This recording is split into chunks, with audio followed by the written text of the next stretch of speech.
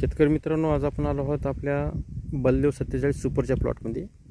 आणि थोडीशी आपल्याला इथं बघा लागवड जी आली थोडी लवकर झाली होती आणि जमिनीचा पट्टा पण हलका आहे, जास्त भारी नाही. त्यामुळे काय झालं, फुलाची जी संख्या आहे ही लवकर चालू झाली. तर फुल उगवणं चालू झालं आणि अंतर ठेवलं आहे आपण इथं 1.5 फूट. अंतर 1.25 फूट ठेवावं लागत होतं, कारण कसं माहीत आहे का, अशा हलक्या जमिनीमध्ये आपल्याला अंतर कमी पाहिजे, तर लाईनिंगची संख्या वाढवावी लागते. तर इथं फुल पांढऱ्या प्रकारे इथं आपल्याला दिसत आहे. तर बलदेव 47 सुपर का घेतलं, तर मागच्या वर्षी आपण बलदेव 47 2 प्रकार होतं, एक पेरणीचं एक टोकनचं. पण यावर्षी काय केलं आपण, टोकन आणि पेरणीचं एकच आपण व्हरायटी सिलेक्शन पेरली आहे.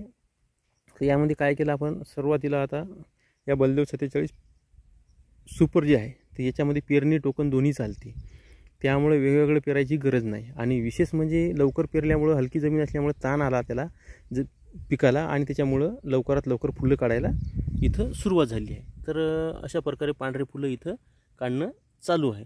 आणि विशेष म्हणजे आपण याच्यावर काय केलं, तर सर्वात महत्त्वाचं याच्यात आंतरपीक घेतलं तुरीचं.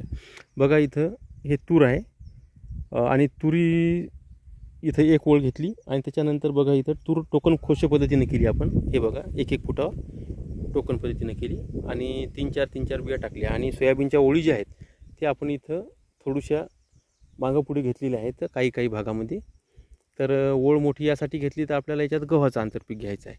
तर सुरुवातीला 1 2 3 4 5 6 7 8 9 10 11 12 13 14 15 ओळी सोयाबीनच्या, एक ओळ तुरीची. आणि यासाठी आपण घेतलेलं आहे की ज्यामध्ये गव्हाचं जे आहे, तर गव्हाच्या आपल्याला याच्यामध्ये पाट्या ज्या असतात तर त्या पाट्या आपल्याला 3 तयार होतात.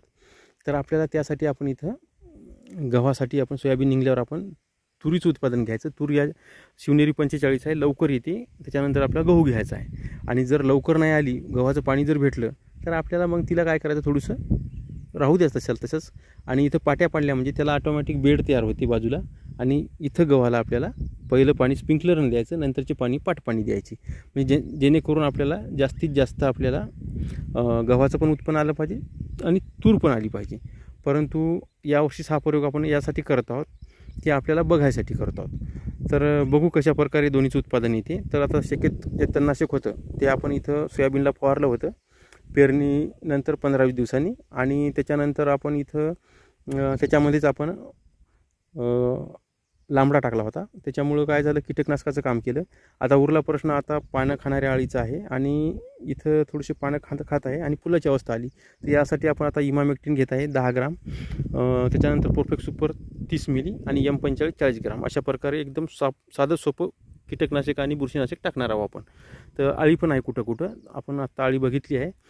तर अशा प्रकारे व्यवस्थापन करायचं आहे. तर त्यासाठी आपल्याला इथं कुठल्याही प्रकारचं बुरशीनाशक 1919 म्हणजे महागडं बुरशीनाशक M45 चालते, महागडं बुरशीनाशक टॉनिक 1919चा पुडा वगैरे 1919 असं काही आपल्याला इथं फवारणीमध्ये द्यायचं नाही. आणि खर्च वाढवायचा नाही, कारण आपल्या व्हरायटीला कसल्याही प्रकारचं आगाऊचा खर्च लागत नाही. तर त्यासाठी आपल्याला इथं असं नियोजन करायचं आहे.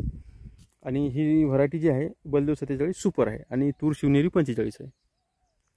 तर बघू शकता अशा प्रकारे पाणी खाणारी अळी इथं आपण बघत आहात.